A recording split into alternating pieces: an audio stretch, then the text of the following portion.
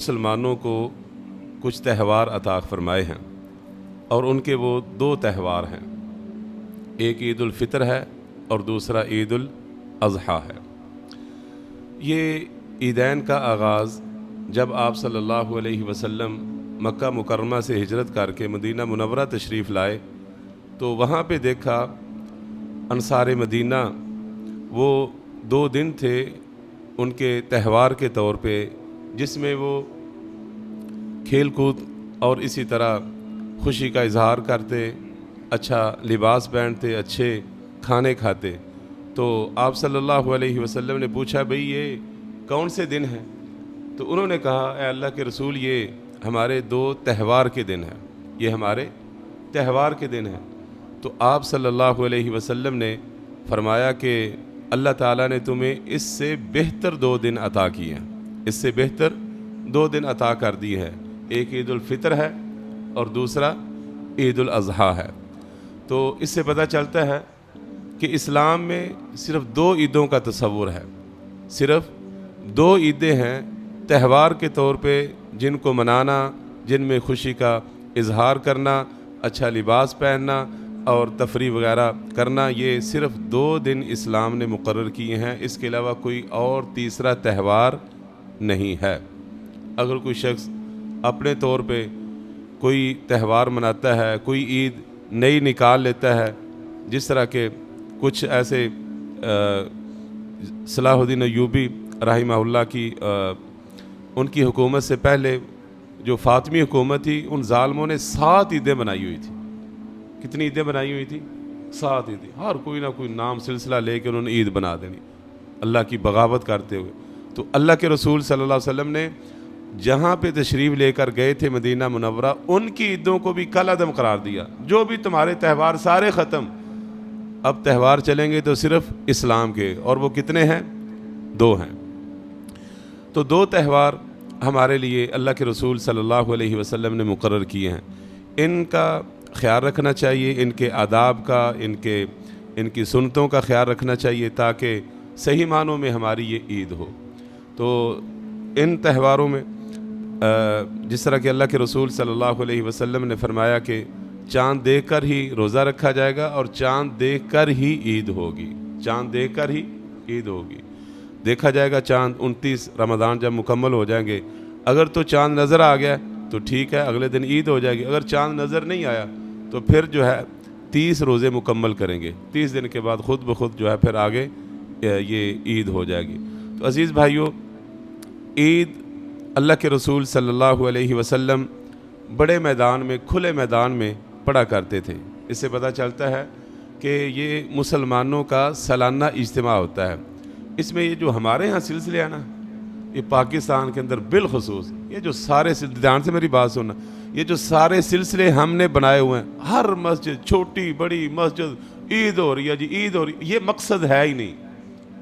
اسلام میں عید کا یہ مقصد ہے ہی نہیں۔ اسلام میں یہ مسلمانوں کا جو سالانہ اجتماع ہے، اس میں کثرت کو ظاہر کرنا اور مسلمانوں کی شان و شوکت کو ظاہر کرنا ہے، اس کا اظہار کرنا ہے۔ اس لیے آپ صلی اللہ علیہ وسلم نے نماز عید کہاں پہ پڑھائی ہے؟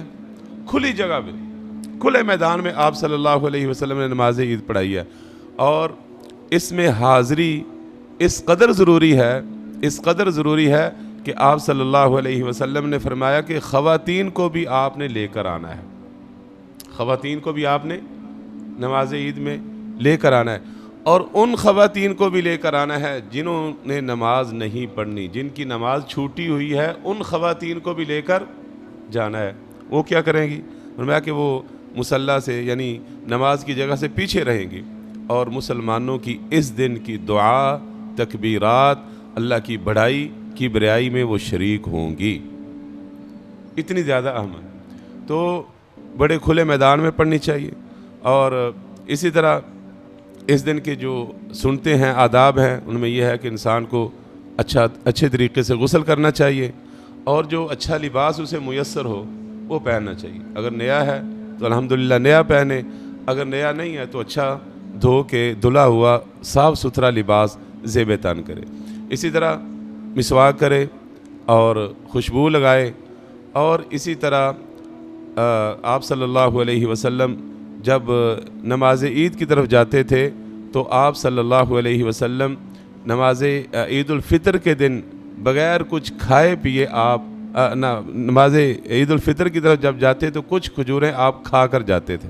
کچھ کھجوریں آپ صلی اللہ علیہ وسلم کھا کر طاق عدد میں 3 کھا لیں، 5 کھا لیں، 7 کھا لیں، یہ آپ صلی اللہ علیہ وسلم کی سنت ہے. تو کھجوریں کھا کر جائیں. اور عید الاضحیٰ کے موقع پر آپ صلی اللہ علیہ وسلم جب نماز عید سے فارغ ہوتے تھے اس وقت پر آپ کھایا کرتے تھے. ایک تو یہ، اور دوسرا نماز عید جو ہے اس سے پہلے کوئی نماز نہیں ہے اور نہ ہی اس کے بعد کوئی نوافل ہیں. نماز عید صرف 2 رکعت ہے. نماز عید صرف 2 رکعت ہے. اللہ کے رسول صلی اللہ علیہ وسلم سے نقل کرنے والے صحابہ فرماتے ہیں ہم نے ایک نہیں کئی مرتبہ آپ کے پیچھے نماز پڑھی. آپ صلی اللہ علیہ وسلم نے نہ نماز عید سے پہلے کوئی نوافل ادا کیے ہیں اور نہ ہی نماز عید کے بعد. تو پتہ چلا کتنے ہونے چاہیے؟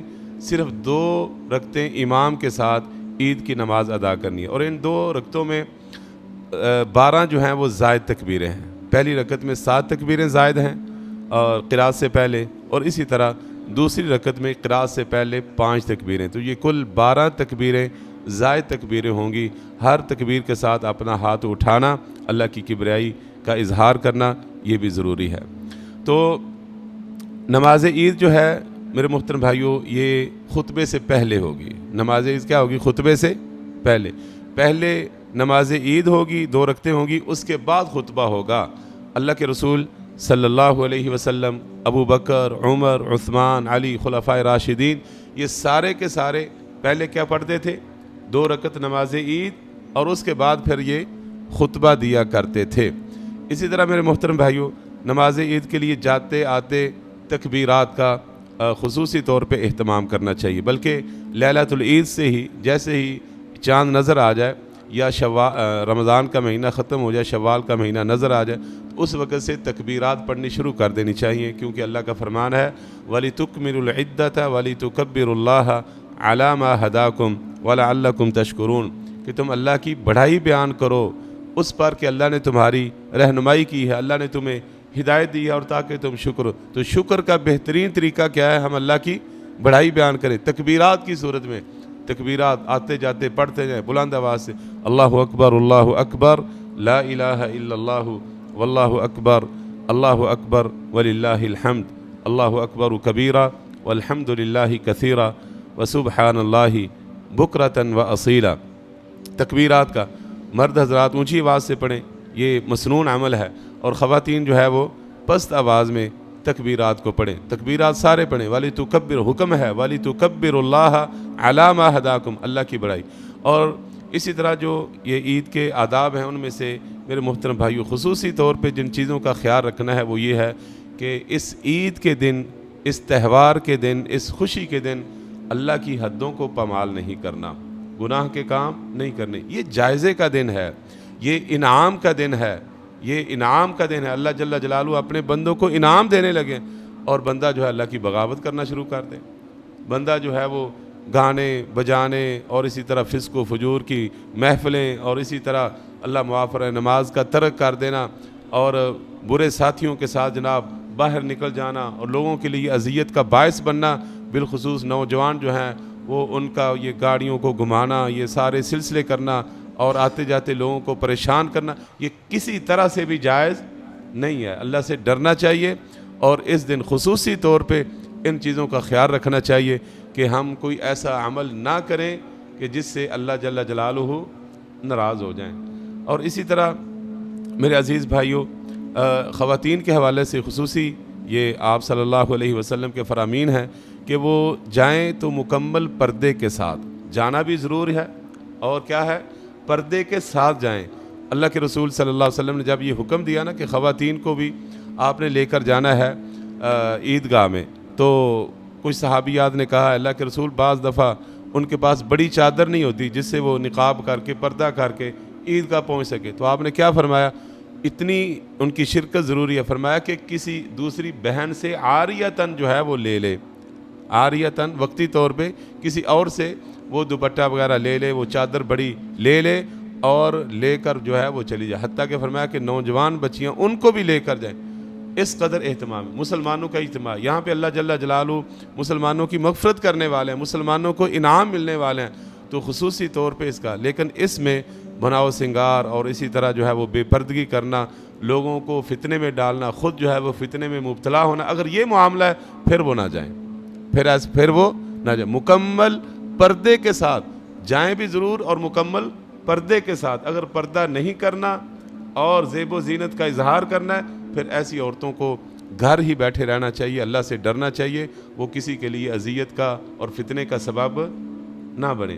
اور اسی طرح نماز عید سے جانے سے پہلے جس طرح میں نے عرض کیا تھا، صدقہ فطر جو ہے وہ ادا کر دیں اگر کسی نے نہیں ادا کیا تو۔ عید الفطر والے دن نماز عید سے پہلے تک اس کا یہ وقت ہوتا ہے، 1-2 دن پہلے بھی ادا کیا جا سکتا ہے، اس میں کوئی حرج والی بات نہیں ہے۔ اور اس دن خصوصی طور پہ نمازوں کا خیال رکھنا۔ اور اسی طرح اگر نماز عید اور جمعہ یہ اکٹھے آ جاتے ہیں، یعنی جمعے والے دن نماز عید آ جاتی ہے، اس میں اللہ کے رسول صلی اللہ علیہ وسلم نے رخصت دی ہے، اگر کوئی شخص نماز عید پڑھ لیتا ہے تو وہ جمعے کے خطبے میں نہیں بھی آتا تو کوئی حرج والی بات نہیں ہے، یا سفر پہ چلا جاتا ہے تو وہ نماز ظہر ادا کر لے، اگر وہ خطبے میں نہیں آتا جمعے کے تو اس میں انشاءاللہ کوئی حرج والی بات نہیں ہے۔